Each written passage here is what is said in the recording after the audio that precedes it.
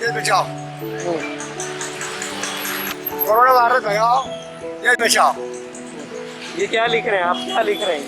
मैं लिखा हूँ ये और इंडिया खबरदार अकाउंट एक्ट नंबर 144 188 लागू है। कायदे पालन करो वरना डैश। हटो रे